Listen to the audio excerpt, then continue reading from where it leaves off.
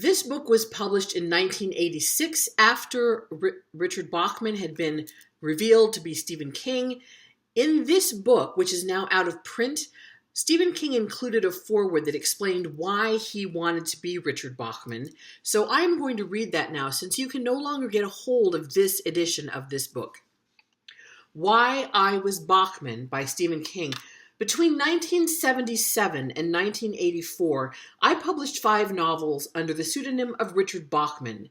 These were Rage, 1977, The Long Walk, 1979, Roadwork, 1981, The Running Man, 1982, and Thinner, 1984. There were 2 reasons I was finally linked with Bachman. First, because the first 4 books, all paperback originals, were dedicated to people associated with my life. And second, because my name appeared on the copyright forms of one book. Now, people are asking me why I did it, and I don't seem to have very satisfactory answers. Good thing I didn't murder anyone, isn't it?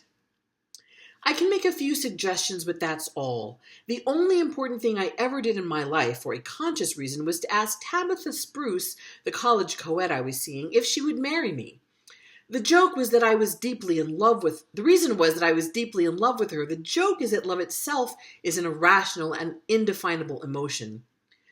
Sometimes something just says, do this, or don't do that. I almost always obey that voice, and when I disobey it, I usually rue the day. All I'm saying is that I've got a hunch player's approach to life. My wife accuses me of being an impossibly picky Virgo, and I guess I am in some ways. I usually know at any given time how many pieces of a 500-piece puzzle I'd put in, for instance, but I never really planned anything big that I ever did, and that includes the books I've written. I never sat down and wrote page 1 with anything but the vaguest idea of how things would come out. One day it occurred to me that I ought to publish Getting It On, a novel which Doubleday almost published 2 years before they published Carrie under a pseudonym. It seemed like a good idea, so I did it. Like I say, good thing I didn't kill anybody, huh? In 1968 or 69, Paul McCartney said a wistful and startling thing in an interview. He said the Beatles had discussed the idea of going out on the road as a bar band named Randy and the Rockets. They would wear hokey capes and masks a la Count 5, he said, so no one would recognize them, and they would just have a rave-up like in the old days. When the interviewer suggested they would be recognized by their voices, Paul seemed at first startled and then a bit appalled. Cub Koda, possibly America's greatest house rocker, once told me this story about Elvis Presley, and like the man said, if it ain't true, it ought to be. Cub said Elvis told an interviewer something that went like this: I was like a cow in a pen with a whole bunch of other cows, only I got out somehow. Well, they came and got me and put me in another pen, only this one was bigger and I had it all to myself. I looked around and seen the fences was so high I'd never get out, so I said, all right, I'll graze. I wrote 5 novels before Carrie. 2 of them were bad, 1 was indifferent, and I thought 2 of them were pretty good. The good ones were Getting It On, which became Rage when it was finally published, and The Long Walk.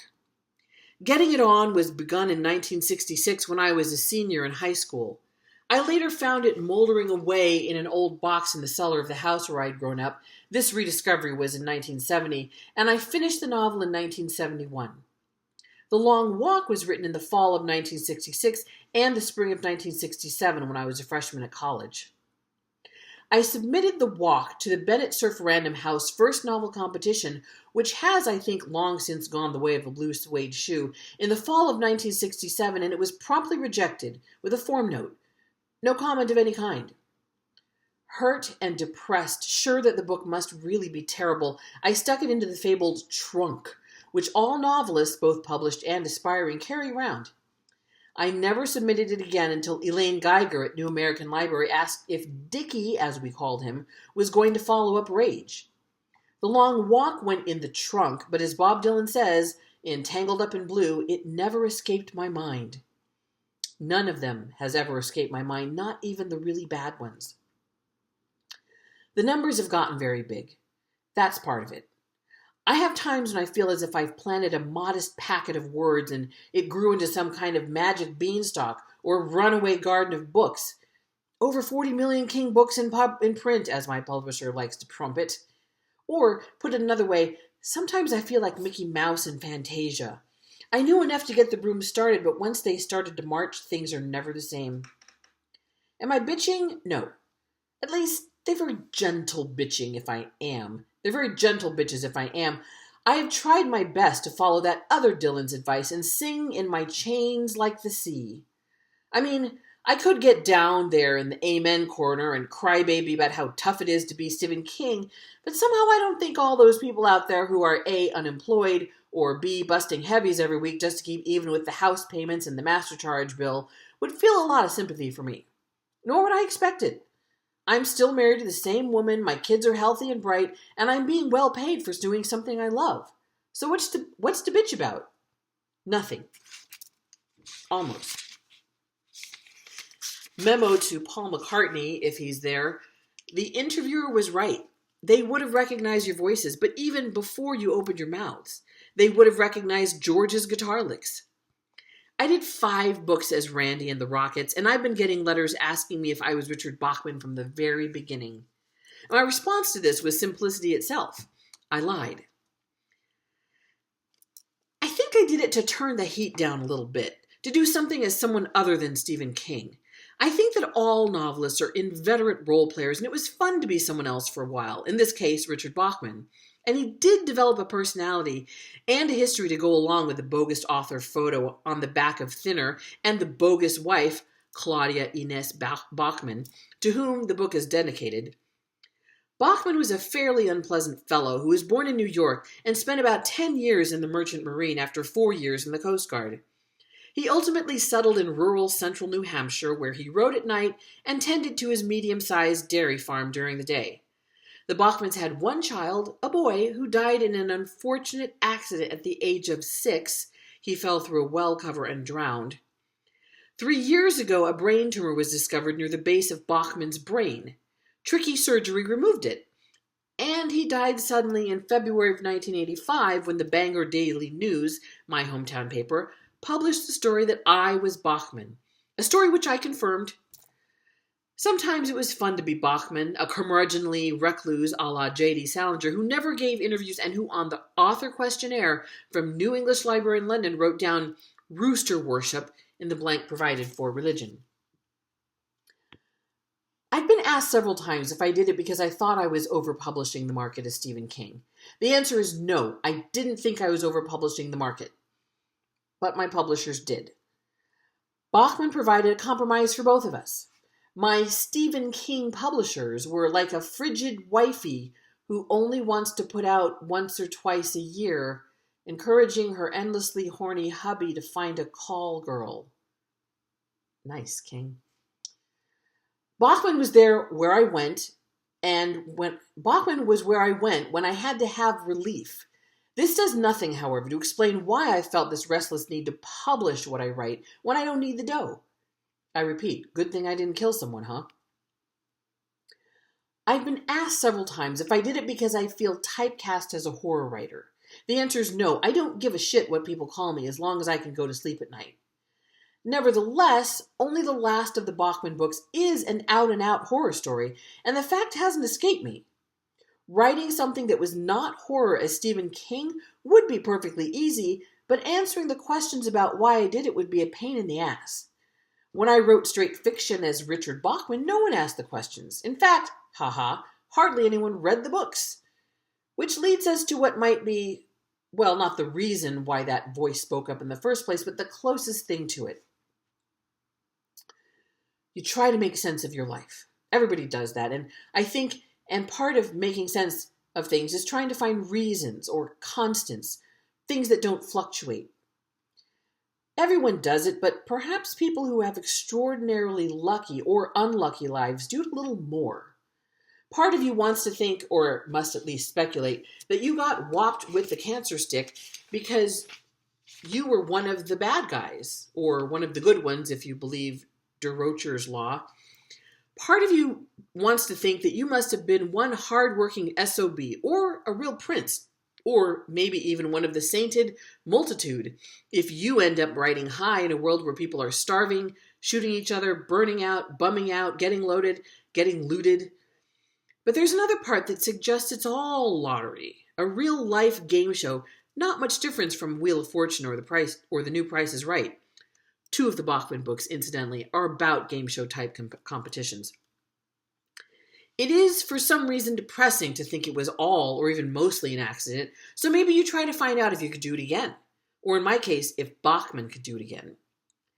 The question remains unanswered. Richard Bachman's first 4 books did not sell well at all, perhaps partly because they were issued without fanfare.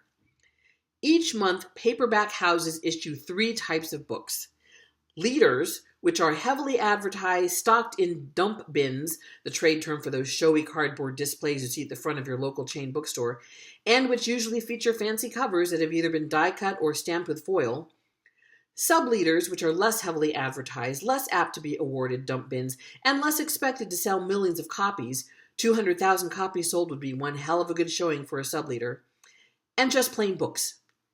This third category is the paperback book publishing world's equivalent of trench warfare, or cannon fodder.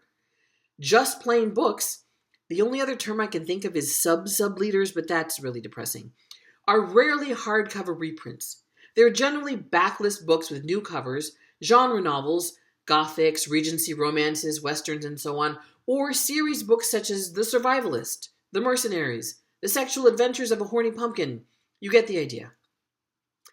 And every now and then you find genuine novels buried in this deep substratum, and the Bachman novels are not the only time such novels have been the work of well-known writers sending out dispatches from deep cover. Donald Westlake published paperback originals under the name Tucker Coe and Richard Stark. Evan Hunter under the name Ed McBain. Gore Vidal under the name Edgar Box. More recently, Ed Gordon Lish published an excellent eerie paperback original called The Stone Boy under a pseudonym.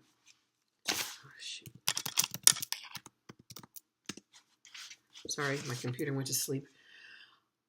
The Bachman novels were just plain books, paperbacks meant to fill the drugstore and bus station racks of America. This was at my request. I wanted Bachman to keep a low profile. So in that sense, the poor guy had the dice loaded against him from the start. And yet, little by little, Bachman gained a dim cult following. His final book, Thinner, had sold about 28,000 copies in hardcover before Washington bookstore clerk and writer named Steve Brown got suspicious, went to the Library of Congress, and uncovered my name on one of the Bachman copyright forms. 28,000 copies isn't a lot, but it's certainly not in bestseller territory, but it's 4,000 copies more than my book Night Shift sold in 1978. I had intended Bachman to follow Thinner with a rather gruesome suspense novel called Misery, and I think that one might have taken Dickey onto the bestseller lists. Of course, we'll never know now, will we? Richard Bachman, who survived the brain tumor, finally died of a much rarer disease, cancer of the pseudonym. He died with that question, is it work that takes you to the top, or is it all just lottery, still unanswered. But the fact that Thinner did 28,000 copies when Bachman was the author and 280,000 copies when Steve King became the author might tell you something, huh? There is a stigma attached to the idea of a pen name.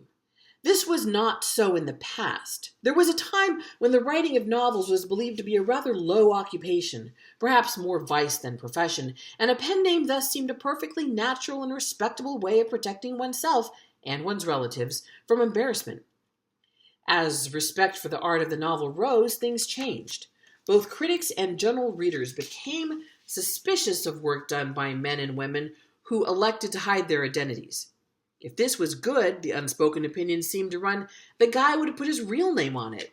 If he lied about his name, the book must suck like an Electrolux. So I want to close by saying just a few words about the worth of these books. Are they good novels? I don't know. Are they honest novels? Yes, I think so. They were honestly meant anyway, and written with an energy I can only dream about these days. The Running Man, for instance, was written during a period of 72 hours and published with virtually no changes. Do they suck like an Electrolux? Overall, no. In places, well, I was not quite young enough when these stories were written to be able to dismiss them as juvenilia. On the other hand, I was still callow enough to believe in oversimple motivations, many of them are painfully Freudian, and unhappy endings. The most recent of the Bachman books offered here, Road Work, was written between Salem's Lot and The Shining, and was an effort to write a straight novel. I was also young enough in those days to worry about that casual cocktail party question, yes, but when are you going to do something serious? I think it was also an effort to make some sense of my mother's painful death the year before. A lingering cancer had taken her off inch by painful inch. Following this death, I was left both grieving and shaken by the apparent senselessness of it all. I suspect Road Work is probably the worst of the lot simply because it tries so hard to be good and to find some answers to the conundrum of human pain. The reverse of this is The Running Man, which may be the best of them because it's nothing but story. It moves with the goofy speed of a silent movie, and anything which is not story is cheerfully thrown over the side. Both The Long Walk and Rage are full of windy psychological preachments, both textual and subtextual, but there's still a lot of story in those novels. Ultimately, the reader will be better equipped than the writer to decide if the story is enough to surmount all the failures of perception and motivation. I'd only add that 2 of these novels, perhaps even all 4, might have been published under my own name if I had been a little more savvy about the publishing business, or if I hadn't been preoccupied in the years they were written with first trying to get myself through school and then to support my family. And that I only published them and am allowing them to be republished now because they are still my friends. They are undoubtedly maimed in some ways, but they still seem very much alive to me.